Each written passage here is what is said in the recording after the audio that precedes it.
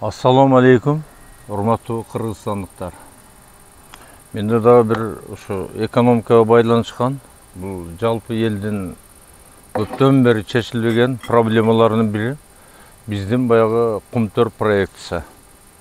Ушу Кумтөр проектиси боюнча мен ушу бийликтегилерге ушу жакында Кумтөрдү чечтик, элдин пайдасына андай-мындай деп мындай көп сөздөр болуп атат. Ошого байланыштуу bir топ суроолорум бар да. Жогорку кеңеште карашып атат, башка болуп атат.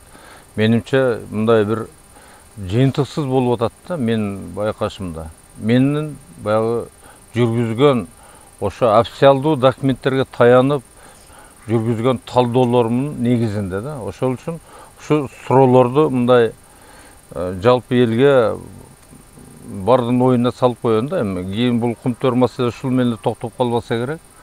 Тарыхта дагы бир канча жолу кайталанышы мүмкүн. Баары кандай нерсе болбосун баягы акыйкат тууралыгына келмей сайын ал баягы чайнанып, акыры баягы акыйкатка келгенде анан кийин бардыгын анат, анан ошондо гана чечилет да.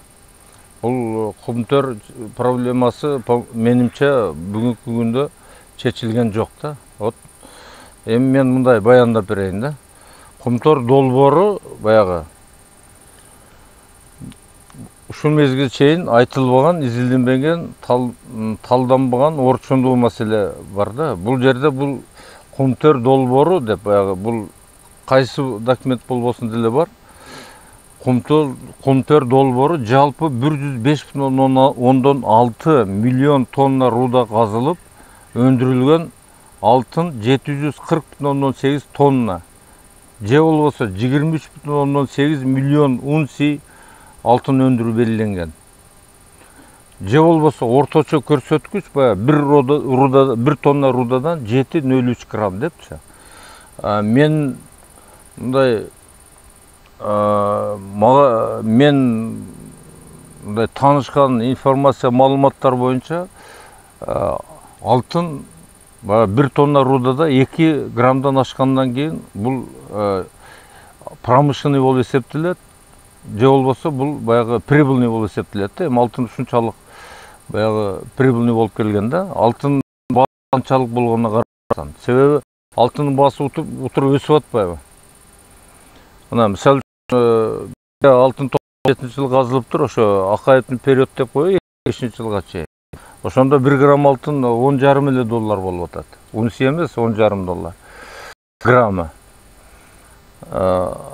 Андан кийин Бакиевдин убагында 25,4 доллар болуп атат 1 граммычы. Отунбаева келгенде 44 долларга чыгып атат, Атамбаевда 42 долларга түшүп атат. Кийинки учурда почти 50 доллардан ашып атат да, 55 долларга жакын болуп атат. Ошондо жазып атат да баягы утверждены запасы ГС СССР Никаноров дейт. По запасам и прогнозам ресурсов золота не менее 700 тонн. Она входит в состав крупнейших золоторудных объектов мира депчи. Эми мындай ошол Кумтөрдүн өзүнүн берген отчеттору мындай маалыматтарынын негизинде алынган эсеп боюнча 97-жылдан 2018-ге чейин добыта руда 117,3 миллион тонна. 117, же болбосо 105,6дан канча ашып кетип атат да. Эми андан кийинки 4 жылды кошкондо 18, 19, 20, 21 жыл 18, 19, 20, 20 4 кошкондо алтындын жалпы саны 141,151 миллион тонна болуп атат дагы. Өндүрүлгөн алтын 424,63 тонна. Ойлоп 105,6 миллион тонна алтын десе, бизде 141 миллион тонна алтындан же болбосо рудын эмес баягы көлөмү боюнча 1% аткарып атат да. алтын 424,60 болуп атат. Бул неме? Жарым алтын каяк сөз да? Ким мындай жооп берет? Эми содержание. Мындай ошо жанагы средний содержание жетим өлүш менен эсептеп, баягы средний извлечение 78 кылып туруп чыгарганда, значит бизде бүгүнкү күндө 813 алтын өндүрүлүш керек экен да. Баягы жана өндүрүлгөн руданын көлөмүнө жараша. Анда 388,82 деген тонна деген алтын каякта да. Муну эми бүгүнкү баа менен эсептегенде баягы $55 менен.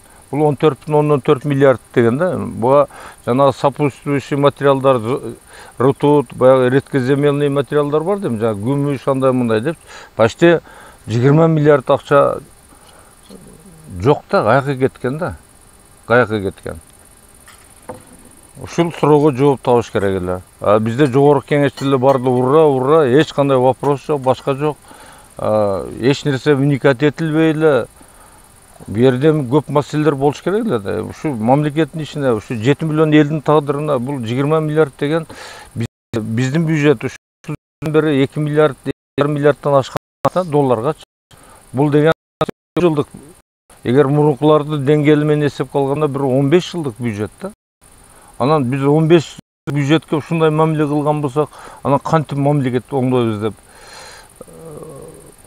бир максат тилектерди айтып жүрөбүз да. Мына айткан сүйлөгөн сөздөр барды эле жалган эми. Мунчалыкка барбаш керек да. Анан эми мында биз письма муну көп эле жолу чыгарганбыз. Президенттерге кандай жыйынтык чыккан эмес, как будто эч нерсе болбогондой, биз аларга эч нерсе эмес. Баягы бул маселе жоктой кабыл алып коюшкан да. Эми пусть барды жооп беришсин. Эгер эми мына президент боюнча алганда, мына мисалы үчүн биздин мына Акаевский периодто 3 болгондо вот разница 60 тонна алтын жетпейт да, мындай алганда биздин эсеп боюнча жанагы нормага. Анан булардын фактически жанагы выходуначы Акаевдин периодунда 4 грамм 885 болуптур средний содержание золота 1 тонна рудада. Бакиевдин убагында средний содержание руда Бакиевский период 3,32 грамм болуптур. Отунбаевдин убагында 3,81 болуптур, 3,81 грамм. 3,81 грамм. Атамбаевдин убагында 3,26 грамм. 3,26 грамм. Мына кийинки периодто 2,84 грамм болуптур.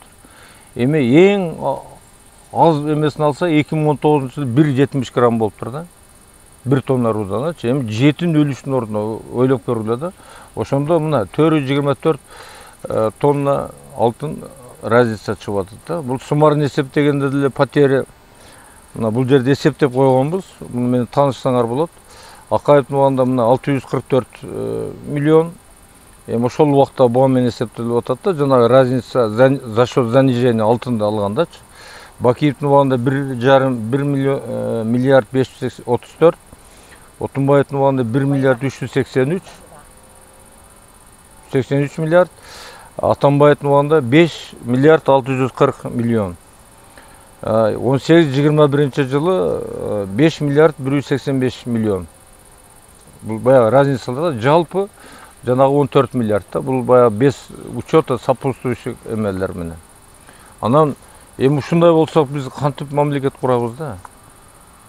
Биз каталарыбызды чукуп жүрүп таап, анан ошону оңдосок анан эметебиз да. Бул элдин келечеги эмне болот? Элге түзгөн шартыбыз эмне болот? Жолдорубуз, мектептерибиз, больницаларыбыз баары жоктун артта калып атпайбызбы? Ошон үчүн биз мындай ачык реформаларга барышыбыз керек. Анан мен дагы бир жолу айтып коем. Бизде мыйзамдар таптакыр иштебей калды. Мына айтып бердим мен. Мыйзамдар бюджет түзүлүштө кандай иштеп атат, банктын мыйзамдары кандай иштеп атат.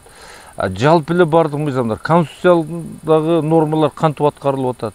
Бизде вообще бир мыйзамга надзор деген барбы? Жок ушунчалык эле мындай эме болуп кеттик. Эми баягы частный ар бир адамдын көйгөйүнө келбей эле койгу. Алар миллион эсе Буларды кантип чечебиз? Качан тууралыкка, качан акыйкатка келебиз? Эгер биз ага келе албасак, биз ал жолду таба албасак, биз эч качан оңдолбойбуз.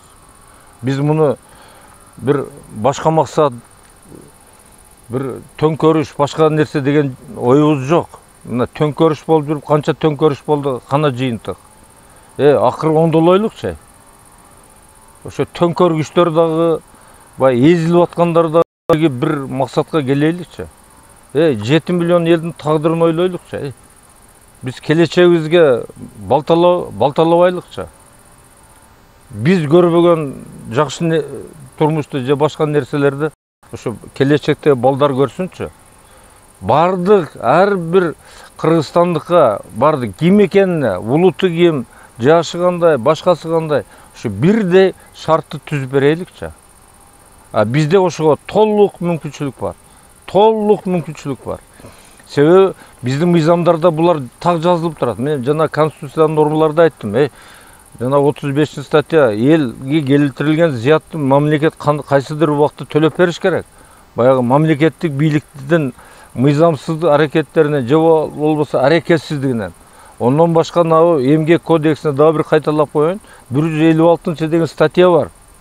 Мында эмгек акынын реалдуу наркынын деңгээлин жогорулатууну камсыздоо. То есть бул жанагы утуруу болуп турган инфляциянын, нарксыздануунун деңгээлин баягы деңгээлин жогорулатууну камсыздоо дейт. Жогорулатуу деген значит доходту жогорулатышыбыз керек. Мисал үчүн былтыркы жылы орточо мына бул жерде жазып атат, бул официальный берилген 12% инфляция болду деп. Эмне үчүн биз быйылкы жылы былтыркы жыл үчүн ошо 12% индексация жүргүзбөдүк? Бул бюджеттен алынган доходдор кимдердин доходу? Бул балдардын пособиясы, туугандар угуп койгула. Пенсионерлердин пенсиясы, бюджетниктердин айлары. Булар бюджеттен индексация болуш керек. Эгер биз, дагы бир жолу айтам, эгер биз 30 жылдан бери ушу индексация 156 статьяны эмгек кодексин аткарганыбызда бүгүнкү күндө дагы бир жолу айтып коем. Бизде детский пособие 25 000 сомдон төмөн болбош керек эле. Пенсия 50 000 сомдон төмөн болбош керек эле. Бүгүн айлык 120 000 сомдон төмөн болбош керек эле. Эмне үчүн болбой калды? Бул толук жемкорлук. Бизде бүт шарт, бул киреше бардык биз айтып кеттик. Кайсы система кандай болуп атат? Биздин кайдыгерлигибизден, биздин билимсиздигибизден, биздин жана жемкорлуу, инсапсыздыгыбыздан ушул нерселер болуп атат. Давайте эми мындай бир жыйынга келелик. Эгер бизге келечек керек болсо, анан 30 жылдадай дагы 30 жыл өткөрө албайбыз. Себеби азыр мезгил ушунчалык эме болуп калды. 30 жылда дагы 5 жыл кайталаса мүмкүн мамлекеттен да улуттан да эч нерсе калбайт. Ошон үчүн кайдыгерликти, жалкоолукту, билимсиздикти таштайлык. Эч кимди булбайлык. Талдайлык, тажайлык бир жыйын элелик туугандар. Кыргызстандын келечеги ал бир нерсе биздин биримдигибиз керек. Саламатта болгула.